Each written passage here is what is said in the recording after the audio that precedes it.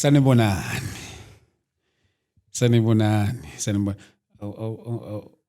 Awuqala ishow. Mathi uqala ishow ngiqala kanjani? Anthi mina ngitshela ukuthi greetings in the wonderful name of Jesus Christ. Thank you so much for tuning in. I'm your host ST Dlamini. Khumbula kaze ngiyoshutha la mama estudio. Uthi wangihleka wathi ngathi ngikukhumbule ekhaya. God. Hayi awungiyeki. Cha, Uqala kanjalo kodwa vele. Angiqala kanjani? Sanibonani. Awukahleke. Igama lami Nebhesi kabi mina. Ngangithe sanibonani igama lami nguNompumelelo ngwakaDlamini. Wathona yo must we introduce ngathi ukhumbule ekhaya. Cha phela ngisakupheka. Phela umuntu uma umpheka kumele umncome kakhulu. Uphinde umnikeze nama critics. Ngiqinisa. Bathi ke sanibonani igama lami nguNompumelelo ngwakaDlamini. Namhlanje ngihlele esitulweni sika Baba Dlamini ngenxa ukuthi ubhizi. Angihlali lapho. Awu phela ngisho ukuthi ngisengiyaweni zami. Cha phela mawuthi ngihlele esitulweni ngathi manje unenye i-guest. Isizulu nje leso namhlanje ngihlele esitulweni sika Baba Dlamini. Isizulu hayi ukuthi mhlasimpe wena uhlala lesitulo uhlala kuleso. No. Angithi ngisho ukuthi ngisintroduce kanjani. Ukusho if angikho. You can't say ngihlele esitulweni sika Dlamini yet ngikhona. Ande bonami la. Lokhu ngakusho mawune guest. Yebo ngisho lokho ukuthi makuthiwa ngithumile. Hayi manje. Makuthiwa ngintroduce manje ke okay. Sanibonani igama lami nguNompumelelo ngwakaDlamini. Angihambi ngedwa namhlanje. Mina awushaje phela ungintroduce nje ungintroduce bese ungenza ngibingelele nama. Awushaje. Ngi guest.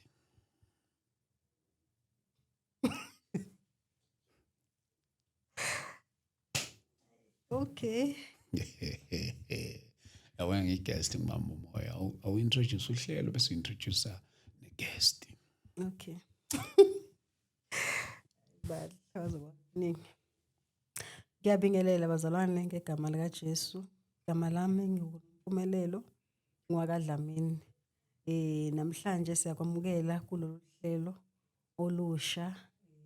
Ngihambi ngedwa ke ngihamba ne-guest yethu esivakashele namhlanje ST Dlamini. So ngiyacela ukuthi ubaba azi introduce noma sengilishila igama lakhe kakhulu ukuthi azisho yena. Ngiyanidumelisa. Hayi kahle yabona. Phela Introduce formal manje ukuyalidumelisa. Ngathi ngiyabadumelisa and then thank you for having me. Okay. Ngidumelisa Phuthelo yohle kalibitso la Morena Jesu. Bitso la ka KST Dlamini.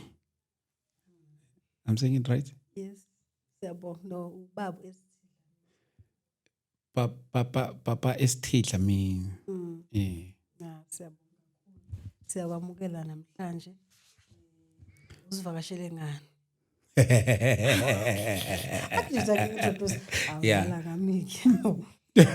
Right. Sibonge kakhulu bazalwane. Thank you so much. Yes, hlelo Mama Dlamini la njengoba ngintroduceile. Nami ngiyam-introduce ukuthi sihlala uma-introduceana. Uyangi-introduce ngiyam-introduce. Siyabonga kakhulu. But by the way, without any waste of time, I want us to talk about something. Ethile of which I believe ukuthi abantu abaningi bake ngithi izinto ezenzakalayo lezi we'll touch on different subject ekakhulukazi athinta ama families sesineminyaka nje shade awuzazi ushade ngengane mina uphusha isondeze lokuzana imic yakho lapha isondeze kwena because abantu angifuni bangakuzwa awazi shade iminyaka emingaki I think sizozwakala kahle awazi awazi no ngibuza wena yes ingaki ngoba uyazi oh shade iminyaka u8 ekushadeni kwethu eminyaka u18 by the grace of God sishade ngingakabi nayo ingane outside. By the grace of God futhi sishade nawe ungabi nayo ingane. Yena kwaba umusa ngempela ukuthi ngishade nawe. Ngicela uqinise lapho. Ngisazike manje. Nakudlambalaza. Ngisho istatement sakho yokuthi by the grace of God. So ngisho ukuthi qinisa kwi-grace ukuthi kwaba i-grace ngempela. Ngishilo nje. Yebo bengisholo ukuthi mana ke lo line ukuchaza ukuthi kahle kahle. Awuchaze lutho ngisho into eshoyo ukuthi ngempela it was by the grace. Mawusho ukuthi ngempela kwaba umusa kaNkulunkulu. Ngiqiniso nje. Your statement is very pregnant. Your statement is pregnant. Your statement is throwing me under the bus. By the way, it was by the grace of God. We cannot run away from that. It was we cannot run away from that. Kwaba umusa kaNkulunkulu.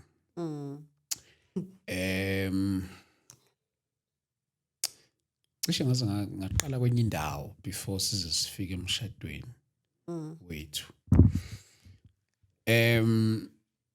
Uma usuke uzoshada umuntu esumuntu wesifazane, iziphi izinto okubalekile ukuthi ungathi ungazinaka before you say I do? Kuyiphi angle? Could be any angle nje. You know, I'm asking you this question because I'm trying to lead you somewhere. Okanye nje khona la ngifuna sekhona. Abantu abafana nanokuthi angeke ngize ngibe expect kulezinto zemshado. Ngazilutho. Wait years ufana no 1 week. But izinto engeke ngiyibuke balekile umuntu ozosikhommitha kuyena i-background ukuthi ukhule ekhaya elinjani, ukhuliswa abazali abanjani. 2 noma ngithi number 2 number 1 uthini ubudlelwane bakhe noBaNkulunkulu. That's number 1 actually. Uthini ubudlelwane bakhe noNkulunkulu. Kunomunye umfundisi owashumayela washinteka njengokuthi ungayishadi, ungavumi ukushadwa indoda ongakazi uyibone isombongcwele. Noma ke singeze ukuyibeka njengokuthi kumele ezekhala khona abantu besilisa ngempela ukukhala akusinto even inkonzo. But nje ngicabanga ukuthi summarize wayezama ukuveza ukuthi umuntu onganabo ubudlelwane obujulile noBaNkulunkulu. Because umuntu mayengasabi uNkulunkulu umshado wakho ungazowuhlonipha. That's number 2. Iyo lebe ngizama ukuveza ukuthi kuyifamily kanjani. Umuntu ongakhathalele ifamily yakubo. Onganendaba ifamily yakubo. Onganandaba ukuthi ekhaya abadlile. Ngisho kuthiwa akasebenzi. But maye ekhaya enganandaba nje ukuthi lapha sinkwa. Onganama relationship even nama siblings nabazali.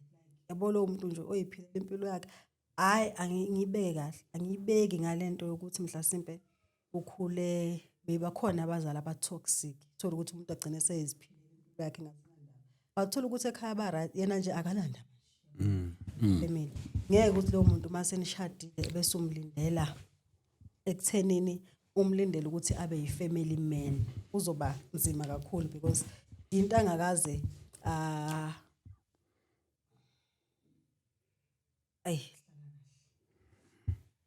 ngicela.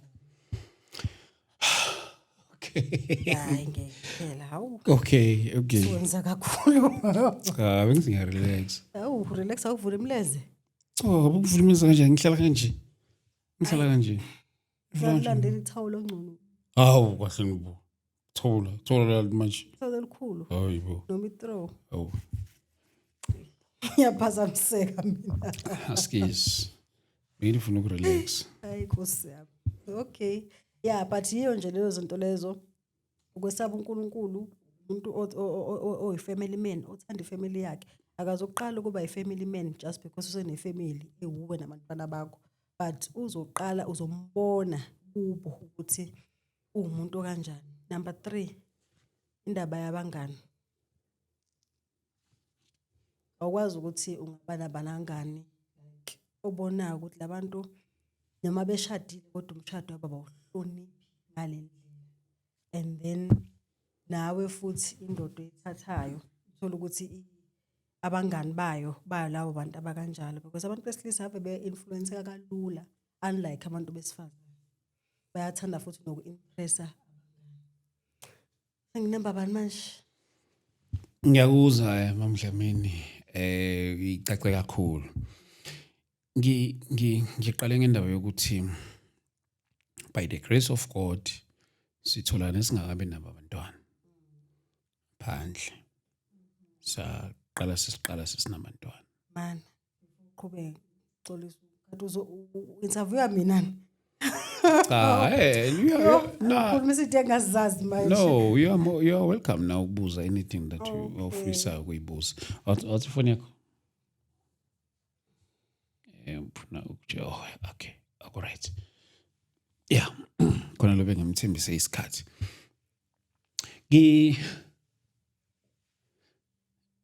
Ngisasekulelo lo point. Usithola nesingakabi nezingane. Ngabe nangane. Kwala siba nengane sesobabili. Uma thiwa kufika angithanda ukuyirelateisa nabanye abantu ngiyazi ukuthi izinto ezenzakalayo lezi ikhapuli ishade mhlawumbe abanye bathola vele sebenezingane njalo yes mshade kuhlalwe ndawonye and then bese omunye mhlawumbe angenzi nje kuba umuntu wesilisa but now mhlawumbe uzongibuza kodwa nje angiqale ngibuze wena ebese ngithola ingane sesishadile. Uyithola phi ingane esishadile? Outside. Outside where? Athi outside kuphi? Uzamanzi ngobhoko? Ngiqhuzuke. Ahawu, umuntu oqhuzuka lapho usuke ngaboni. Phela. Usungaboni ukuthi ngani? Hey, manje mana phela ungangijaji. Okay, sorry. Angisazi. Oh, okay.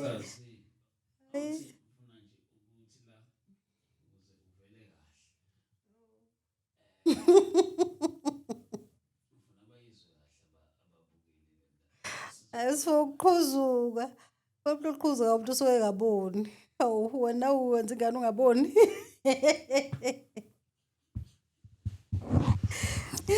Okay, Mamdlamini.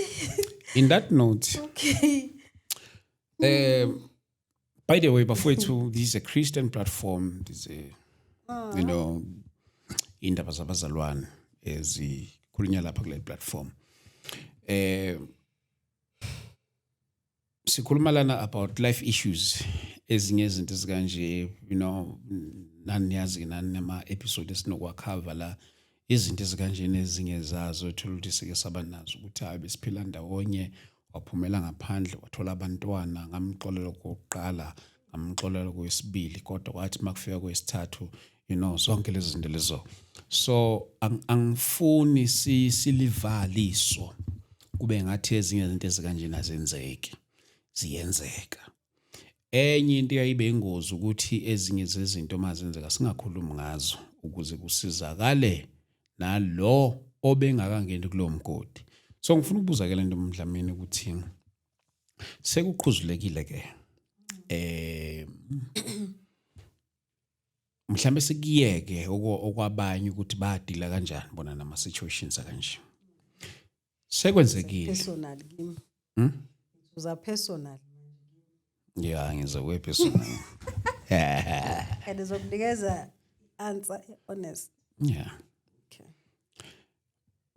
Like ungenza njani mhlambe ke kungabe ukuthi uzube kuwe ozitholelayo mhlambe yimi engifika ngizoyilahla kuwena ngizosihlambulula umama ngiyaxolisa kwenzeke into kanje kanjena lapha ile ntombazane imithi nje imithi le ntombazane sifikele esigabeni sokuthi cha siyahlukana kodwa angeke siqhubeke. So ngizohlambuluka kuwena kodwa ingane sikhona. Wenza njani ke lapho ke njengonkosikazi? Ukuthi ingane sikhona. Ngitshela ingane sikhona. No, mhlawumbe ngithi ke usamithi. Yabo it could be yes. Okanye yes into kanjalo. Okanye izinto ezikanje zikukaningi okanye mhlawumbe uthola ukuthi bevele semithi mhlawumbe ngakutsheli mhlawumbe lokhu ngisaba yabo zonke izinto ezikanjalo but angifuni sidwele kulokho kakhulu ngifuna sikhulume siqinise ukuthi sokunomntwana it's either akazalwa noma usezaliwe.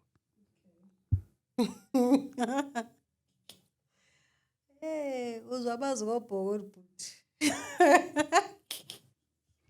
Mazobhokani manje. Kuyadlala. But ke yeah. Isiphi izathu sokuthi ungitshela? Ngitshelelani? Ngitshelani what do you mean? Yeah. Why ungitshela ngoba nakhe sikukhulele ukube benisathandana isikhathi nisathandana ngoba ngicabanga ukuthi ngingathandana namhlanje lasempamithi bijolile naye wayebungangitshela nisajule sengenza iphutha ubela ngaphandle ngishilo why ungitshela ngoba nakho sekukhona. Okay. Bamdlama ngicela ukuthi ulizwe kahle ipoint lami. Kulungile ke ngicela ukuthi sikhulume kule yengane manje. Sikuyeke lokho ukujola usikale sajola njalo singa ungazi. So ngifuna sikhulume kuleli phuzu lengane. Sengixolisile ngesenzo esenzakele. And njoba sengixolisile ngesenzo esenzakele nansi ingane and lana siyakhola futhi la ekhaya. Asikwazi ukuthi ingane kungayinto nje ekuthenini ukuthi isingazi luza umphefumulo wayo. So mhlambe ke lo sisi naye sigcine sivumela ekuthenini ukuthi siyaxolelana we let go of each other even naye but athi umntwana wakho mthathe. Okay ngiyayithanda ipoint yakhe ukuthi siyakholwa. Yes. So leyo kukholwa ungayibhekiseli ngakini ekutheni ngixola. Leyo kukholwa kumele uyibheke ekuqaleni usaphuma.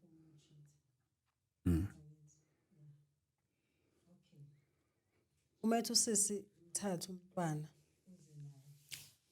mina ngoba engasekho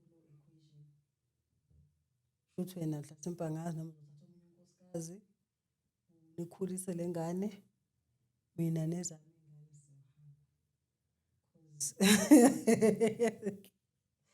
ageke nje ize angifuni uqamba amanga nje phambi kwabazalwane mhlaba wonke ubhekile ngithi hayi ngoba ngiyakhola nje ngokushilo ukuthi hayi ingane izoyikhulisa angeke ngizikhulise ngiyakholwa yisi ngiyavuma ukuthi mamdlana ngiyakholwa kodwa ingane evele sengikhona emshadweni waphumela ngaphandle wayojola sin number 1 ekujoleni kwakho waze waba careless wenza nengane mina every day kumele ngibukele ingane ekhaya ngikhulise mina ngicabanga ukuthi punishment impilo yami yonke. Yes, it's more like a punishment. Ningizwe kahle bazalwane. Ngiyabashayela izandla omama abakhulisa izingane abazithola emshadweni. Strong kakhulu. U strong babo ba impela igrace evela kuNkulunkulu because ngokumuntu nje human nature akukhulula. You understand? Ungekhulula kanjalo mina ngeke ngize ayeke mina. Ngeke mina angifuni uqamba amanga angiboni ukuthi ngingakwazi ukwenza. Yeah. So ngamanye amagama okay noma singayipersonalize kanje as for us ngamagama nansi ingane sikhona xolelwe nalapha nola sister we have let go of each other but inkinga nansi ingane uma phela manje ingane yami isibongo yakwaDlamini manje yakhe ingane see so ukusho ukuthi ngamagama wena ungakhetha ukushiya umshado wakho ngoswana ngikhetha ukushiya umshado wami ngenxa yokuthi ngihlala nomuntu la endlini number 1 ongangibulala engakhona akwazi ukuphuma ngaphandle okay 2 uzobe careless ulale nomuntu ongamazi without a protection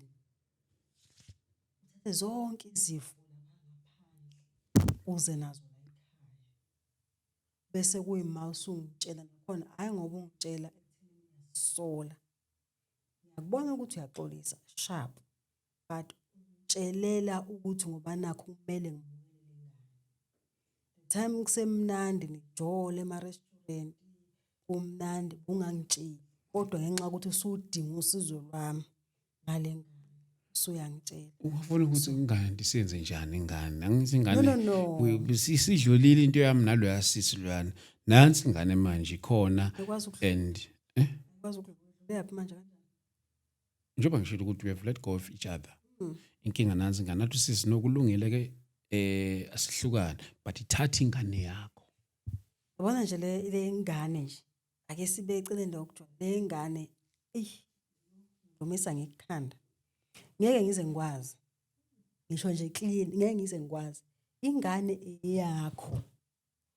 uyizenzele wena yona ngaphandle so why kumele mina nginakekele ingane yakho engahlangene nayo ngihlangene nalo ngane and ukuyivuma kwami bengilimaza umqondo ne because every morning ngibona lengane ubhekane engqondweni yami ingane le umyeni wami aphuma yongilimaza ngaphandle emva kwalokho kungilimazeni kwakhe kumele ukuthi ngiyibuke mina everyday ngisho kuthiwa ke ayisekho ke la ekhaya usisi udecide ukuthi hayi ingane siyazi ukuthi yakwaDlamini but izohlala nayo sisi but every month uyafona lo sisi mhlasimpe ufuna imali amanephi or ufuna imali ke clinic you understand ukuthi impilo yami manje sekumele ishintshe yonke ngenxa ama mistakes wakho so impilo yami yonke mina ngizohlala ngicabanga ukuthi umyeni wami wenza lento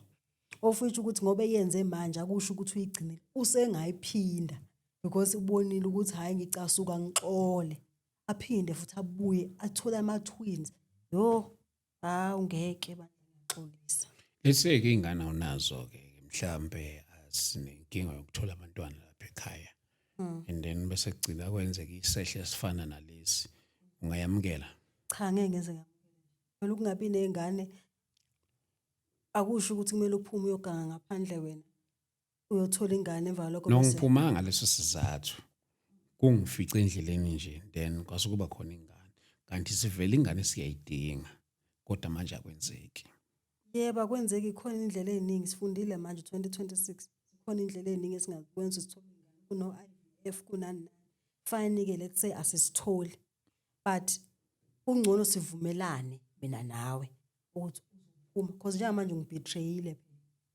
so awukwazi ukuthi ungibetray hamba ufuna umuntu ngaphandle uthola ingane emva kwalokho bese uyabuya mina kumele ngikhumbule ukuthi hayi ngoba mhlasimpi ngoba nakho ngabathola abantwana no ikupha kungcono ukuadopt nokuthi ingane itholakale ngalolu hlobo ngamane ngiadopt kunokuthi ithole ingane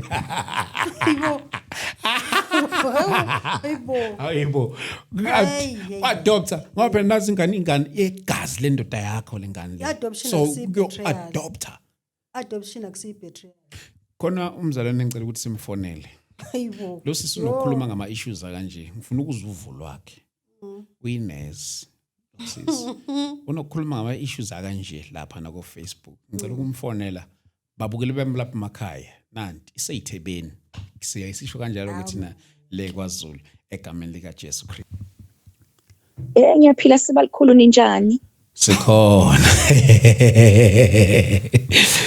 ngikuthola kahle Hayi ungithola kahle Sibalikhulu, ungithola kahle kakhulu mfowethu. Bafowethu lapha emakhaya we are joined by uMandlamini sinaye lapho onokudila nalama issues akaso. She's very vocal, akanqeni ukukhuluma into nje obinjalo. Yabona ke kuma issues njone nibone ke suke sinama guest amanye suke sikhuluma ngezinto ezifana kanje uyena njalo kumfeature akwazi ukufaka ipoint lakhe advisor khona umuntu onganqani njengoba ngisho she's very vocal akanqeni nje ukuphawula into esuke kumele ayiphawule ngendlela kumele ayiphawule ngakhona umuntu ke ovela khuluma into ingaqokusiwe ayikhuluma inquni njalo yes Mandlamini ngihleli noma Mdlamini lapha kwestudio Sibalikhulu yes imancane ifoni ngihleli noma Mdlamini lapha sikhuluma olunye udaba indaba yokuthi wena Mandlamini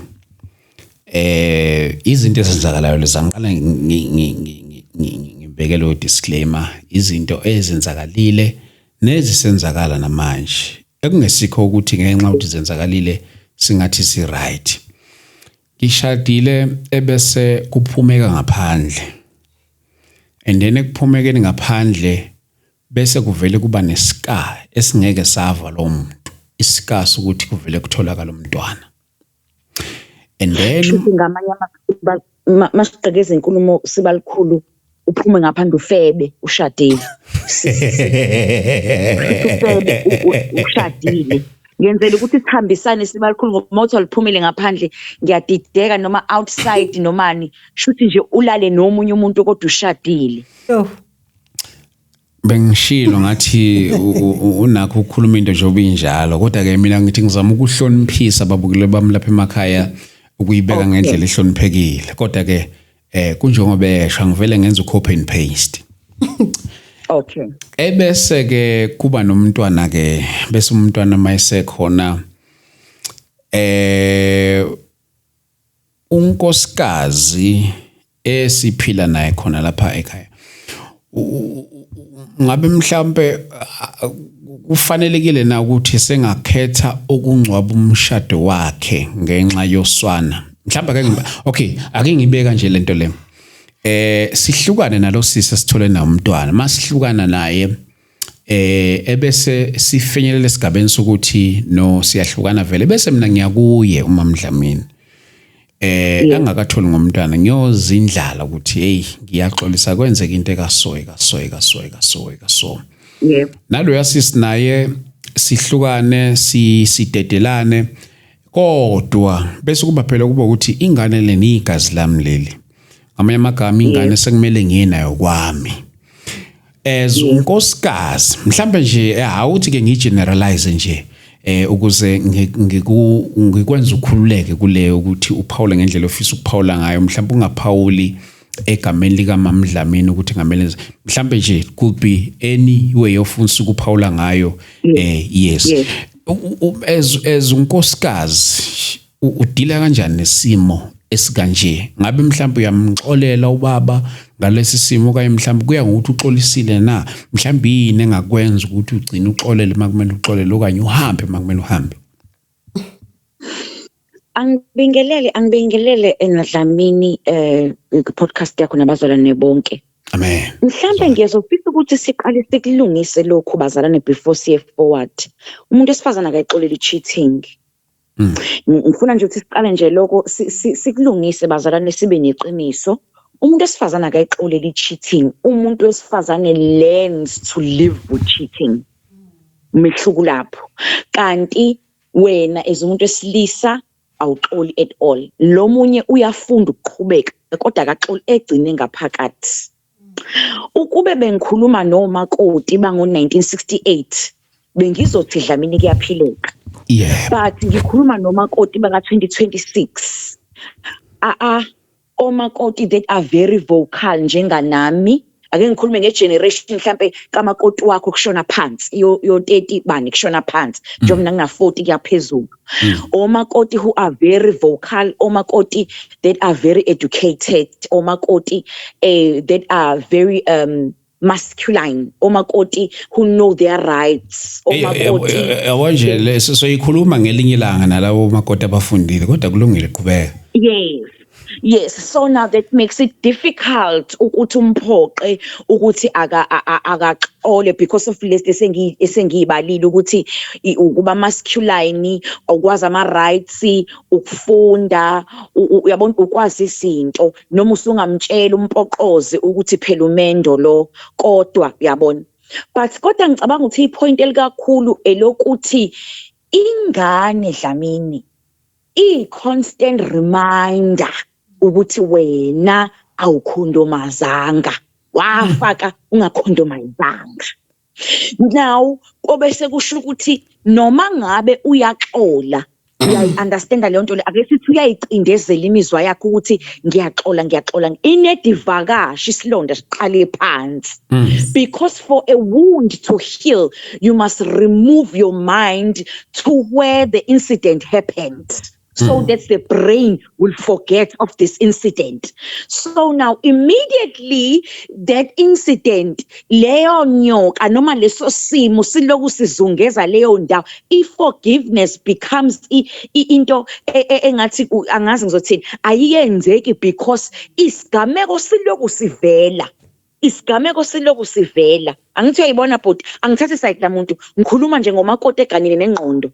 Yabona angakahlakazi ukuthi akahlale noma kangahlali.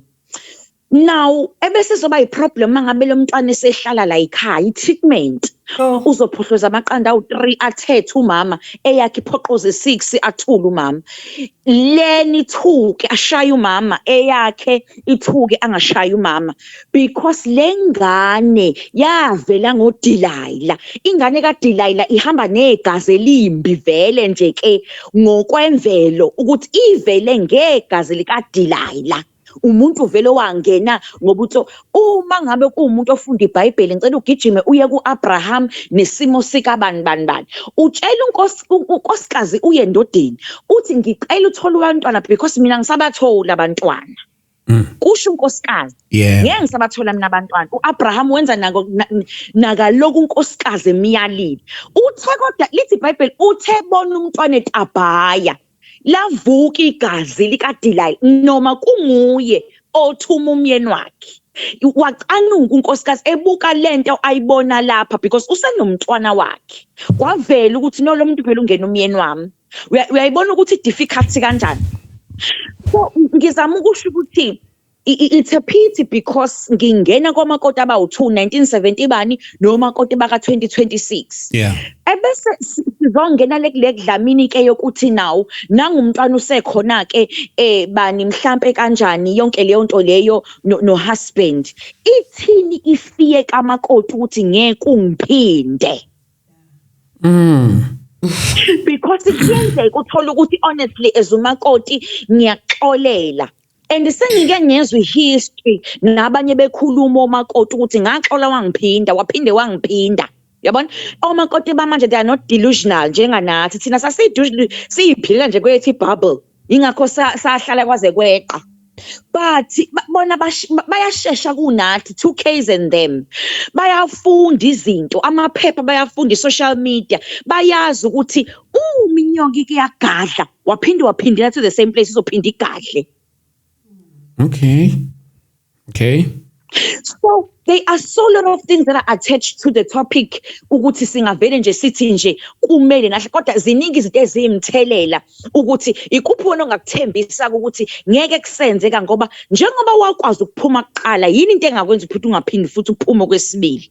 Now coming to the last point, ingane ayisoze yaba necala. Ngiyakusho nje lokho bazalana ingane ayinalo icala umuntu ongakhondomayizanga uyise and nje kulimile kanjalo and uma ngabe umkhwenyana wakho uyamthanda vele ingane kumele uyithande kodwa understand ukuthi uwife kungahamba lento igcina isishaya ngisho sexually esekunisho ucansi ngenxa yokuthi uyazi ukuthi wena nomthombo wangaphandle. Kuzwakele kakhulu Madlamini. Nanzi ke ingane isihleli khona manje sihlala nayo la egcekeni okanye la endlini sonke nayo. Ngabe mhlawumbe yona sekumele ibe ne-treatment ehlukile kunezinye iy'ngane zethu. Ngixakeka lana-ke sibalikhulu, angazi noma ngirongile, bazongicorrecta nabadala. Ayikho nje ingane ihlukana nonina. Isizokwenzani lapha ekhaya ngoba phela ayifiki ivakashe. Sihlukene phela nalo yasisi. Angithi nalo yasisi sihlukene lo sisi wathi thatha ingane yakho. No, nihlukene nosisi, but usisi usewumama womntwana. Noma ngabe nihlukene, noma ngabe kunjani, noma ngabe uthatha ingane yakhe, ingane ihlala egogo. Ngoba kunomshado phela lana, kunesacrament elikhona lana Dlamini. Iy'nkinga zakho, ukungacondomise kwakho, ukuxegelwa isimilo sakho, akungahlukumezeki umakoti wakho. Ingane incela umbele kunina. Imuphi lo mbele sizongcwela kuma ku-stepmother ngoba number 1 vele kusafanele ukuthi kube nebond phakathi kwakhe nale ngane evele ngomoya obudilala. So that can take 5 years, it can take 10 years. Others, it takes forever. They don't accept those children. So now, le ngane futhi lo muntu se-expecte futhi ukuthi le ngane aphinda ayithathe izokwenzani la ekhaya ngoba ayifike ngokuvakasha ngoba unini ukhona. Umuntu nomuntu phela makakhulisa ingane yakhe. Angithi nomakoti ukhulisa ingane zakhe la ekhaya. Yes, ikubo. Le ngane yakaDlamini siyavuma asiphikile. Ikubo lana kumele ivakashe okhisimusi, o-New Year, iphasika yabona kodwa iphinde kunina ngoba mangabe ivuka ebusuku ine temperature unina okumele ayise eclinic, not stepmother.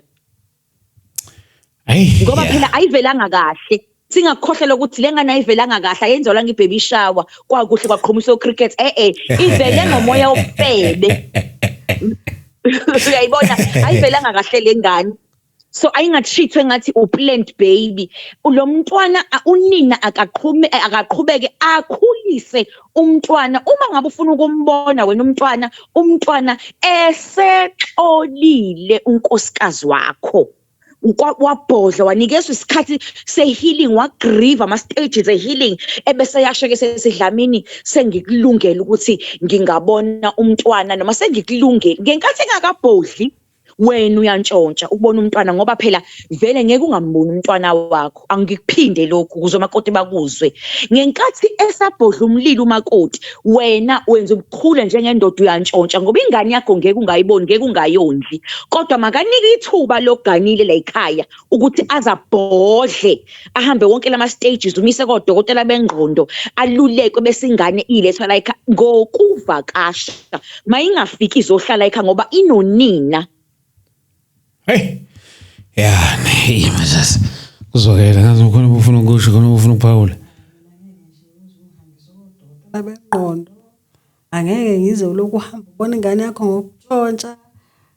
Kanti manje ngibona ingane ngokutshela ngokutshelana ngoba phela ngoba. No, asifiki lapho ngoba phela manje awukwazi ukuphuma ngaphandle uzuyozala ngiqhubeke ngihlale nawe. Sonke lama stages odokotela bengqondo ukubona ingane ngokutshontsha angeke angifice mina. Igege. Kodwa phela angithi ngizwakele ukhuluma ngoba angikwazi futhi ukumjaja ke. That's the thing wesibalikhulu angikwazi ukumjaja ngoba abantu abafaki. Uyazi ukuthi khona umuntu esifazane othi nje impama eyodwa ngiyakudivorce. Khona umuntu esifazane othi i-cheating nje mina ngiyadivorce. Khona umuntu esifazane othi mina ungakwenza konke ya understand kodwa wangibetray angicabanga ngani ngiyadivorce. So abantu besifazane uthi mayingena emshadweni mhlawumbe ngikuyisho lokhu Dlamini. Umuntu esifazane uthi mayingena emshadweni abe nezinqumo zokuthi mina wathi nje ufuna isithembu I'm out. Mina once wangizalela I'm out. Mina once wangishaya I'm out. Mina once washintsha ialtar wasuka ensindisweni wayeba isangoma I'm out. So I don't judge umanzwakela uma ngabe shonja because remember this is a process. Yonke lento ayisho ukuthi udokotela wengqondo uyena osuke elimele, uyena osuke ezobona lengane, uyena ofanele ayithengele impahla, uyena ofanele ayithande noma engayithandi. Kodwa kubonakala sengathi nina abantu besifazana kulula ukushiya indoda ngenxa yokuthi mhlawumbe ihamba yawuzala ngaphandle kunokuthi indoda igcina isishintsha isikhonza abanye uNkulunkulu. Kancane nje iphendule. Musukusho abantu besifazane abantu okulula ngempela ukushiya umshado wabo inina. Thina sibekezela izinto eziningi nini ngeke kwazi ukuyibekezela. No, sikhuluma ngisho kuleyo sana. Angithi wena uthi ungamane uhambe. Sengisho ukuthi mathiwa ngiyashintsha manje. Sengiyokhonza obani. Maningi amathuba ukuthi ungaqhubeka uhlale. Yini ekwenza ukuthi uqhubeke uhlale yethi sengikhonza kwamanye ama-altar uzobalekisa usana nje. Mana sibekene eceleni kwakungesona isinqumo sakhe sokuthi ukushiya umshado kusho ukuthi Dlamini awungizwanga. That was not angibe ngesingisi, that was not her reason for her esimbeka kwi-divorce. Ukushintsha kwakhe i-altar angithi uzoshada phela altar or not. Umshado ne-altar izinto ezothiwe ehlukene nihlanganiswa uthando. Yes ungashintsha i-altar but still naqhubeka nokukhonza uNkulunkulu. You understand? But ngizama ukusho ukuthi that was not the reason yokuthi angadivorce. So uma ngabe i-reason yakhe yokudivorce kwaba ukuthi if uyafeba uthola umntwana uzokushiya because ubreake isizathu sokuthi yena wathi uyodivorce uma wenza ukuthi. Ngicela umuzwe kule altar ngathi ufuna ukuyiphendula. Naku mase ngiyashisa ngokukhonza amadlozi. Yeah, engeke. Leyo mina ukuthi ukhonza amadlozi ngeke ngihlale futhi. Hawu. Ngeke ngikwazi.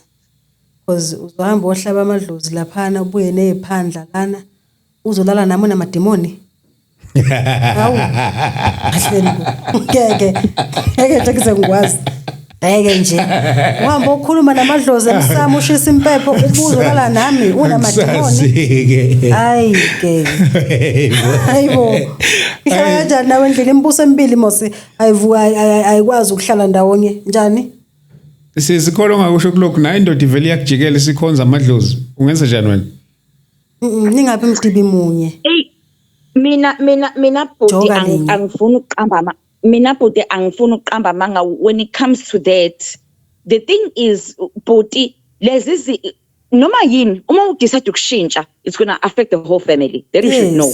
Abantwana izinja zegceke yonke into it affects yonke into. You understand? And manje ungifakele khoneni because I've been there ngempela la khona engayithola ngi-physically abused because ngiyabuza ukuthi hayibo kanjani manje because ngazi lokhu yabona.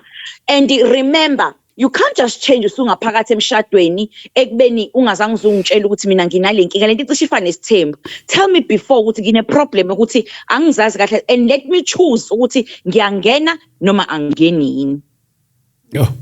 Kunezinto nje bhuti ake sithi emshadweni mhlambe siphinde simdedele unzwakele kunezinto emshadweni eziwokhiye ukuthi le asikwazi ukuriska ngayo le singakwazi ukuqhubeka ngayo yabona ake ngilinganise if but you are broke really umshado usangaqhubeka because omunye angakwazi ukuphanda kodwa washintsha i-altar awushintsheli wena kuphela ushintshela umndeni wonke wachitha awuchitheli wena kuphela uchithela the whole setting nonkosika khona Dlamini into engifuna we understand mhlawumbe nginichazele yona bazalwane as heads of the home nisindisiwe ningama head ekhaya understandani ukuthi imoya iyathelelana ngizithole ngihlezi namakhosikazi abefundisi ablenyela ubufebe kodwa uma ngabe usulandela ihistory uyabona ukuthi lento iqale kubaba but niyayiziba le pulpit anishumayeli ukuthi kuyenzeka ngempela kundinda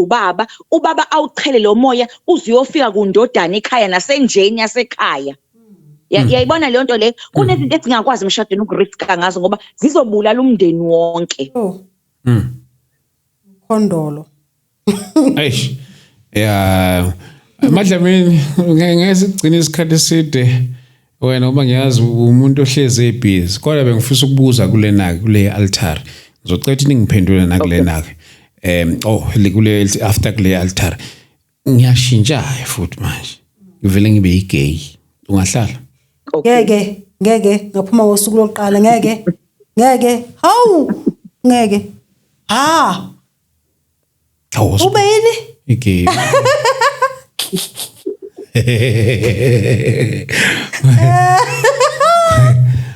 Madlamini Bhuti hayibo ngiyashintsha manje straight wale ndaba egaka mina futhi ngeke ngize ngikwazi ukuthi ngilwe impi engeke ngize ngiyiwine. Ngisidalwa sami nje nginjalo, izimpi zami ngiyayicalculate ukuthi ngiyayiwina noma ngiyiwini ngoba vele futhi phela mina ngisebenza ngabo labantu. Next week nje isiphumile ipost ngize egoli bangimemile ukuthi ngizochaza, so anginayo mina iColi ezokushisa ezokuhlanyisa, so angikwazi nje ukudala impi nje engikwazi ukuyiwina. Mina ngiyengibeka amathuluzi phansi nje kwakadlamini ngithi hayi cha so ngeke size sixoxe, ngingakudedela nje mntaka baba bese ngikunika health education ukuthi uzuqapheleke ngoba ngekusadabula engculazini futhi uyabona nje wena nje usuzoba intese, so nje angilwi impi engeke ngikwazi ukuyiwina. Ngiyacalculate mangizolimpa ukuthi ngizoyiwina or not ngoba ngine sure ukuthi if uzowafinyelela leso stage baba ngeke usabuya ngoba lezi imbobo zowuthu zihlukene zidlala futhi imikhakha ehlukene, kanti nokufudumala kwazo futhi akufani, nokushisa nokubamba futhi akufani. Anguzwa ngelela ngikhuluma ngazo lezi zinto athi ngeke ucompete nendoda. Wathi ngeke ucompete nenye indoda. Kunjalo nje bhuti. Yeah, no, siyabonga kakhulu for your contribution kusona lesi sihloko. Besithi asizithinte izinto ezikanjena. Ngiyazi ukuthi abanye abantu abanomqondo omncane bangaba nento ukuthi hayibo ungakhuluma kanjani ngento kanjena kwi platform yabazalwane. Umzalwane akulindelekile ukuthi angenze into kanje, yiqinisa impela akulindelekile ukuthi angenze into efana nangalesikhuluma ngayo la. Kodwa truth of the matter lezi zinto ziyenzeka, angeke sizibalekele lezi zinto zikanje, so ingakho sithi asisithinte kuyenzeka. Simadlamini siyabonga kakhulu. Konje ama-socials wakho lapha ubani? Ngumvelwenhle uConfi ngale TikTok, kodwa nje ngumvelwenhle mina kuphela kuFacebook engumvelwenhle, umvelwenhle kaMagumede Dlamini. Asibonge kule nje ithintayo nje yama-gay impela ngiyeze eJoburg ba-commentile bangibizile impela lapho ntombe eziningi bathi no sister uzosichazela ngalento. Bengifisa ukuthi namakholo engathi abangayi-understand lento ngoba isingenile endlini kaNkulunkulu, ingene futhi okwangempela and kubuhlungu. And okubuhlungu ngayo ukuthi ukungena kwayo ize yabamba ngisho yabamba nabafundisi. Angithi phela manje sinalenkinga yesithwalo sokuthi isithwalo impela kunjalo impela. Two, there are so many issues enzakalayo around marriage. Abanye ke nje ke sibakhulu basuke befuna nje uku-explore ukuthi lento injani umuntu agaxele ukhala nje ngoba phela kusuke kungekho sizathu mhlawumbe ngeke kuthi umuntu udlule kwi-trauma ebabazisayo ukuthi hey cha ayikufanele.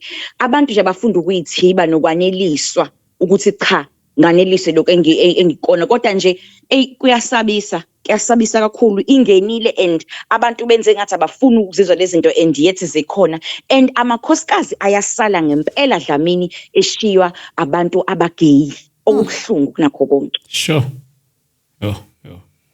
Yo Madlamini siyabonga mfowethu, sizosikhuluma lezi ngelinye ilanga lezi zamagay ezingenile endlini siculela yiwo manje emasontweni, yiwo aphethe abafamaso kuukuthi into esuke ifana nababanjwe lo moya kancane bevuma bavuma usukumbona nje omunye ukuthi no ubambekile. Abanye babo kuba ukuthi mhlawumbe ingoba basebudlelwaneni nabantu ababanjweyo lento ugcine sebekhuluma nabo njalo kube ezinye zeindlela zokudiscover lezo, ubona ukuthi usibani bengamcabangeli nje nangebhadi ukuthi lo muntu lona angaba ulolu hlobo lomuntu ayilo ngalendlela.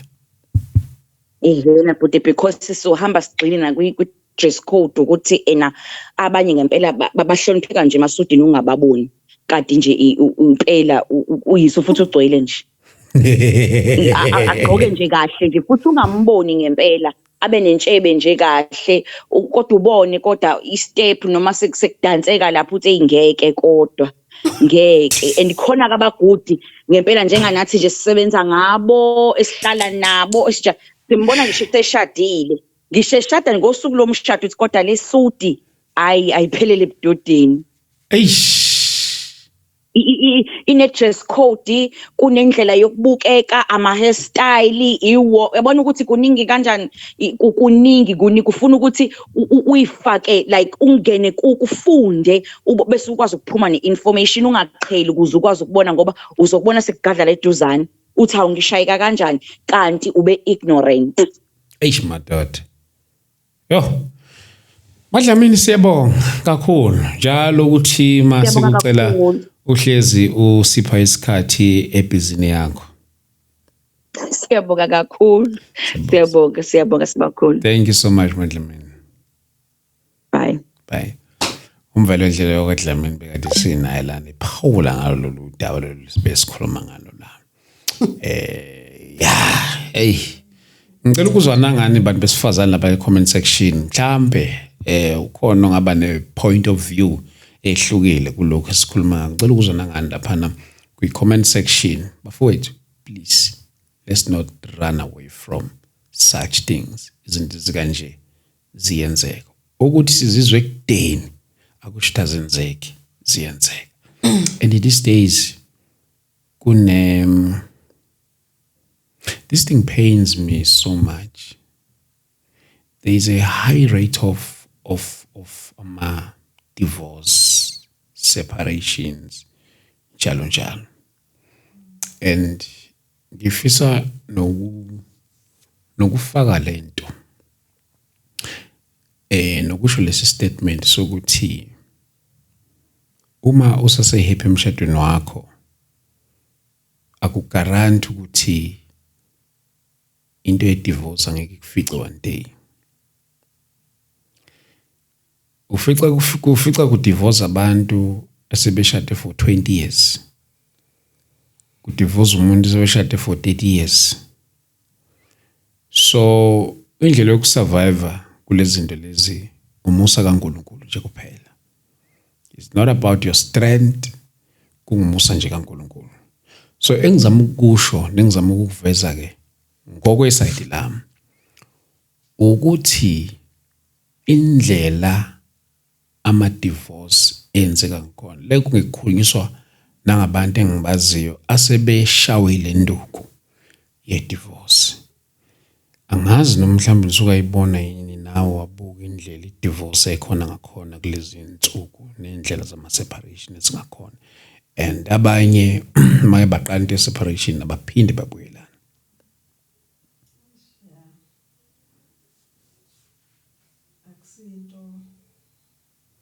Indaba ye-divorce ithanda ukuba complex because ama-reasons maningi ukuthi abantu bephume. Amanye uyabona ukuthi kodwa la bengalungiseka. Kanti uthola ukuthi pride ibabantu bobabili. Okunye uthola ukuthi ubona ukuthi hayi cha kodwa isolution vele ukuthi usisi nomuntu ahambe. Lapho khona sekufakana nabo GBV,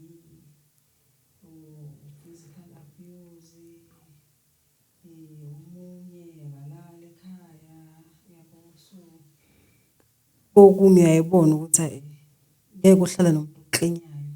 Bese kuthiwa ihlala sithandaza sizokubekezela. Bekezela sizokuthandaza lezi meke kanjalo. Ayikho into eyenziwa. Kanti okunye futhi engiyofisa nangelela ngesikhulume ngakho indaba abanye abantu bafike beqale kahle. Kuhambe kugcine sekungasekho kahle. Ezinye zezizathu abanye abantu abazenzayo kakhulukazi laba bangakholwa noma ke singese basebenzise bona kakhulu ku platform yethu kodwa ukuthi kokunye i-influence yabo igcina iziwelela nakubazalwane. Indaba yokusebenzisa umuthi othandweni. Bafakelana umuthi kuthiwa nobheka mina ngedwa. Kuthiwa yini njalo ngizazi lamagama akhona. Kanti lezi zinto into ehlala isikhashanyana.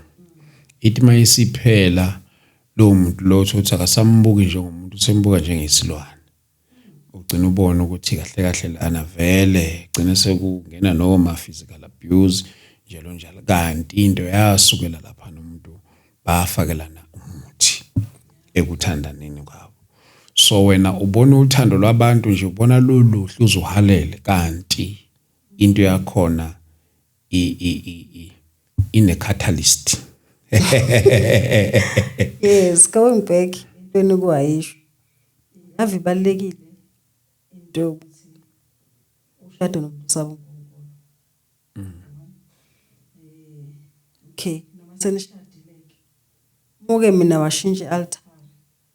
Wayokhonza kwelinye altar. Kungaba nzima ukuqhubeka because kuningi uzobuya nakho. And lezi zinto zakho angeke zizingiyeke, angeke zibayeke abantwana bami. So ngeke awukwazi ize le issues kaBaMkhulu lingaboshelwa jokweni linye nabangakholwa. So uNkulunkulu umdala wayazi ukuthi ushonani kanjalo. Uyazi ukuthi mayithi into ningayenzi wena uyenza akaze kagcina kahle. So lento ejoka inzima ngoba nisuke nidonsana la and mina ngiyakuzama ukudonsela ngapha nawe uzama ukudonsela ngapha and wena impoza nayo awuze nempi yabantu abaright uzana nama-satanist la uzana nama-devil worshippers equally yoked azama ukuzodonsela mina ngapha embusweni omnyama and masithi equally yoked angeke sikwazi ukuphila like ngithi mina ngiyakholwa ngisindise wena ukholwa it's impossible oyedwa phakathi kwethu kumele awinike and isikhathini esiningi ke ujwayele ukuthi kuwinike mina ngenxa ukuthi mina nalento ukuthi ngikuthanda. You understand? So akupheli kahle njalo ukuthi impela sesishadile awudecide ukuphuma ukhonza omunye uNkulunkulu umshado angeke usurvive mina nabantwana bami ngeke sisilungela so ithinta ngobuso bomnyama ungcolile. So ithinta ngelinye ilanga lento ishoyo ngoba kahle kahle iveza nasekutheleni ukuthi shuthi nansi indoda engakholwa inawo wonke ama qualities ukuba ihusband kodwa manje ayikholwa. Wena njengosisi usindisiwe uyakholwa and lento diyakushela kuba ukuthi shuthi awukho umuzi engawakha nalento Awukho nje uwakha kanjani like ningaboshelwa chazanga izwi ukuthi mayithi ningaboshelwa bese kodwa ke uma kuukuthi umbone right no nje ningaboshelwa ningalinge ningaboshelwa because ngisho ukuthi unemali yonke number 1 njengoba enemali yonke nje akayitholanga kahle lo mali le awuyazi ukuthi uyithole kanjani lawo ma qualities awazi nawo ma qualities azoshintsha kusasa because bazalana umuntu ulungiswa uNkulunkulu. Kunomehluko phakathi komuntu othi akakholwa ngoba engasindisiwe nomuntu othola ukuthi lo muntu akakholwa but ubona lo muntu lo kunobukhalithi phakathi. Going back to the word of God ithizwe kaBaba uNkulunkulu ukulunga kwemvelo kufananisa nedwethu ezimanipuleni. Wena mawumba umgodi ekhaya fica impahla endala ekudala zaba zidwedwe uthi uma uyibamba uyabona ukuthi kahle kahle uNkulunkulu lapha kwase kunqena ukusetshenziswa nje izwi lokuthi ukulunga kwemvelo kufana nento useless. Akusinto ongabambelela kuyona ukuthi hayi ulungile because ukulunga ungasetshenzwa uNkulunkulu. Understand? So you will never know ukuthi kwakhona lokho kulunga mhlawumbe ukulunga kokulutha wena mawusungenile usuphakathi seniyiyokho seni equally yokho namuntu akushintshela beyibhubesi ungeke uze umblame akubuza ukuthi kahle kahle wakwangizwa ngithini ngoJesu. Bazalwane kushintsha amadoda asindisiwe kushintsha abafundisi abagcotshiwe abagcotshwe abathela ioyela how much more lo ongazani you cannot i-risk nje leyo ongayazi ukuthi you can't senze kanjalo uzumzalela abantwana kanjani no you can't ngisho ukuthi sesishadile impela wakhipha impela inkomo ezu11 isathola abantwana abahle mawushintsha i-altare angiqhubeki nje hlobo njalo I can't uzobuya la ulala empedeni unuka impepho hey. Bazalwane, we're just having a conversation, just a spontaneous conversation based on the issues that we always encounter. Esizweni nje basiphila nje kanje. I believe and I hope you have enjoyed the session.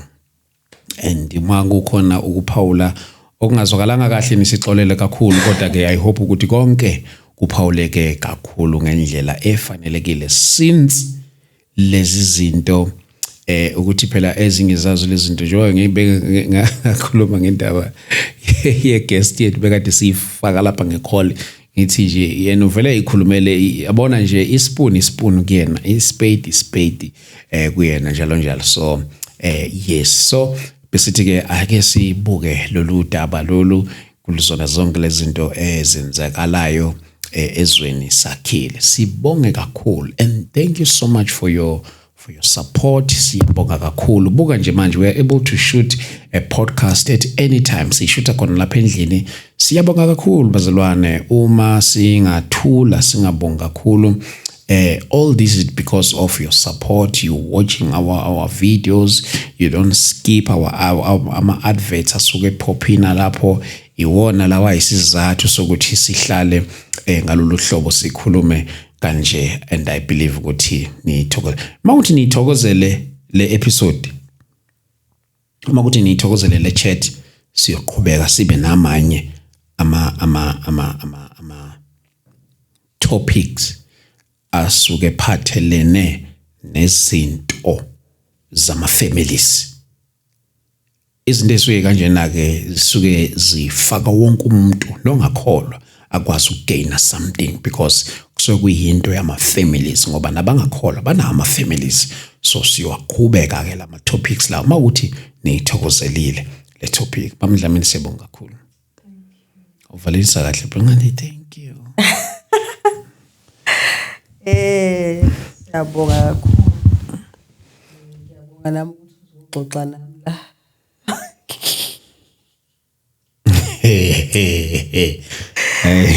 Says bonga kahle phela. Okay, ngiyabonga ukuthi uzoxoxa nami la. Thank you so much bazalwane ngixolele lapha khona ukuthi kuba la ngikhulume lapho khona ngosiyami. Mina ngisimuntu wemedia. Hayi khulume kahle. Amen. Bazalwane siyabonga kakhulu ngicela sibone lapha eThekwini ocishe ngakhohle. Sibone lapha eThekwini ngomhla ka2 May. Mhla ka2 May siyobe silapha eMkhumbane Hall. Umkhumbane Hall ukuphi? Umkhumbane Hall lapha ngakoMayville, Chesterville, Richview, njalo zonke lezi zindawo. BaseThekwini ke bazo understand. Kodwa nje moreover ulapha ko Richview yes so ungena nje ko Richview ubuze umkhumbane hall. It's a very known hall eyakhona lapha kule ndawo elaziwana kakhulu seduze nje nama suburbs ila sobe sikhona khona.